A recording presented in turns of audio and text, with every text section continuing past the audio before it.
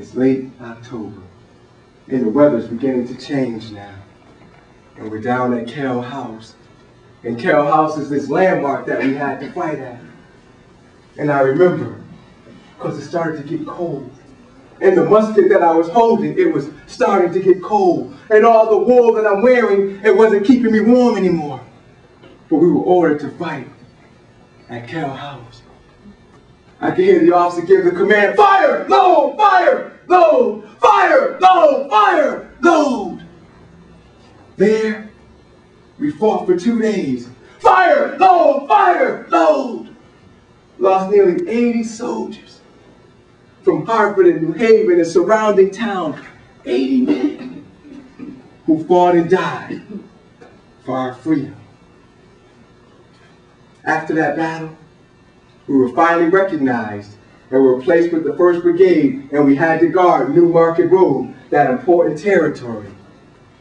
But then, on March 9th of 1865, I, Private William Riley Salisbury Webb, sustained an eye injury, and I began to go blind in my left eye. So I was discharged, and I went back home to 257 Front Street in Hartford, where I live. But because I was discharged didn't mean that the war ended, nor did it mean that the 29th stopped. It was said on April 7th, at the close of the Civil War, the 29th Connecticut Volunteers was one of the first regiments to reach Richmond at that time. Those same soldiers were ordered to go down to Texas, where they guarded over 20,000 soldiers. Then they got the call to report home. 29th, fall in line, salute. On November 25th of 1865, the 29th Connecticut Volunteers was paid and went home. Said I'm free, praise the Lord, I'm free, I'm no longer bound. And what you have just witnessed is the 302nd time that I presented Private William Webb. It got started doing Private Webb back in 1997. Our agency was asked by the Bushman Foundation to do something to honor the black soldiers as part of the Freedom Trail. So my museum director comes over to me one day, Dean Nelson, and he says, Kev, how would you like to become Denzel Washington for a moment? And I said, sure, not knowing what was in store, but he asked me to put on the Civil War uniform. And you know, since that day, I haven't taken it off since. Gone to a number of schools and universities and libraries and historical societies and churches just around our state, just talking about the 29th and sharing their story. As I was out there listening, to one of the brothers from the 29th, just share, this is their family. And for me to just be able to take a part and honor them by portraying that struggle for freedom, it brings tears to my eyes when I always think about that these guys fought and died. And here I am portraying one of their ancestors. That does something to me. That moves me. And here, one of their flesh and blood too.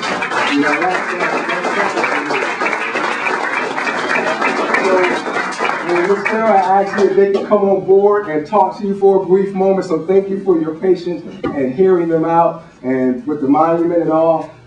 It was no problem for me to step aside and allow them to come forth and share all the information that they wanted to share, because we're all one and one in doing this. But after that, now, with William Webb. William Webb was a real soldier, a real person from Hartford, Connecticut. How I chose Private Webb, scrolling down the enlistment papers, and in our agency, as I do a quick PR moment for the State Library, we have all this great information in our agency. But William Webb was the soldier, and if we want to stick with a person from Hartford, scroll down, and my curiosity wanted me to know a little bit more about who the man was.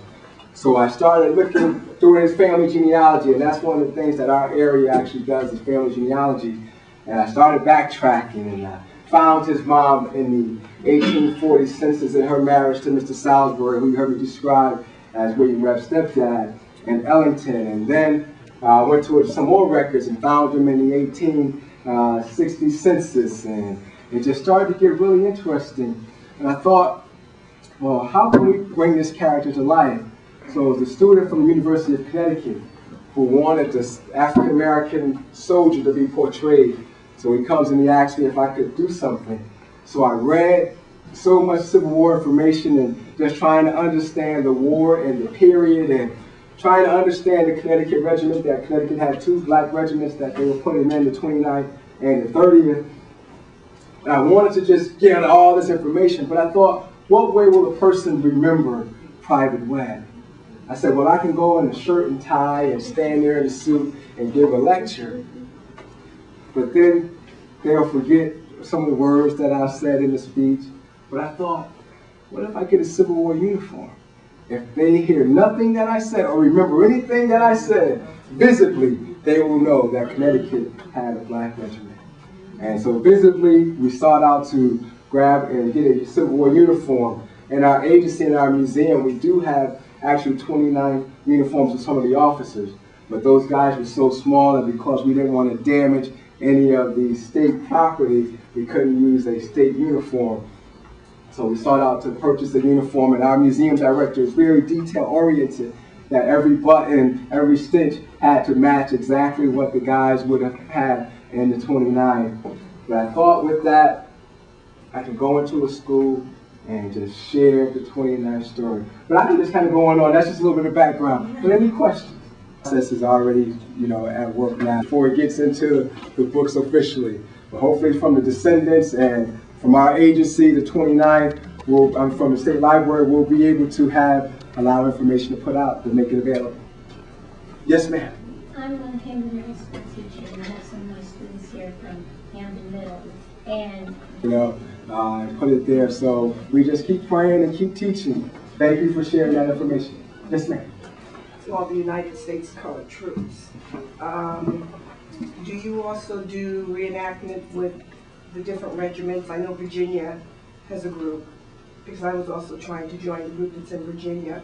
Are you also with some of the bigger groups? Do you go out with them and do reenactment? 35,000 men also fought in the Navy. Now the Navy was integrated, because you couldn't, there's no way that you board ship, you could separate yourself. So they were about 35,000 men before in the Navy also. During the Civil War? During the Civil War.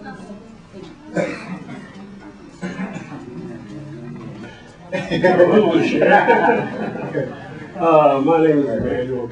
And when I first started presenting and doing the 29th, they welcomed me as an honorary member into their organization. And so that was an honor for me to be a part. Yes, sir. When I went up to Hartford with Al Mortar. Al Mortar is the president of the Freedom Trail. And we went up to a meeting. And on the way back, I got this idea of saying, what if we could get all the, as many of the descendants of the 29th Colored Regiment and march in the parade at the end of September, the last Saturday in September, every year. And so Al said, that's a pretty good idea. He says, we'll get it started. And he started putting ads in the newspapers and everything else. And the first person I heard from, he used my phone number, was Al Miro. And Al Miro is a wonderful guy. You couldn't meet a better person than Al Miro. And so I said to Al, when we had our first meeting, well, I said, you should be president. He said, no, I don't want to be president. I said, you be president, I'll be vice president and recording secretary. And he did, he was that. And this was a man with a lot of energy, and he really loved the 29th. Yes. I don't think there was no one that loved the 29th more than Al Miro did. And we had our first meeting. We got started, and others come in, like Harrison, who's the president now. He came in, and later on, his niece, his sister, she was there right from the beginning. And we were going from place to place, and every time we tried to hold a meeting, it was hell, just trying to find a place to meet at. We go over to the police station. They said, well, you can come over here. We go there, we get there on Saturday, we want to hold a meeting. The place is locked up. We call up to the police station. Well, we'll send somebody. We end up holding the meeting outside because there was nowhere to go. And we went to, well, my church, Emmanuel Baptist. We went over there, but then they started fussing about, well, you got to meet in this room or that room or the other room. And finally, we met with Dale Fiore. Dale Fiore is the superintendent over there at Evergreen Cemetery. He says, you can come here, you can meet as often as you like. And they had a beautiful room where we could meet at. And everything was wonderful. Then we did a dedication of that monument, the St. Elizabeth Monument, for the Freedom Trail. We put the Freedom Trail plaque right up on that monument. And Dale, he had all the refreshments, everything that we needed to have, he had. And that is part of how we got started. But now this would be our 10th year. So we have another celebration. 10 years of the descendants, and then we'll have our monument in the same year. So I think it'll work out pretty well. And we hope that you all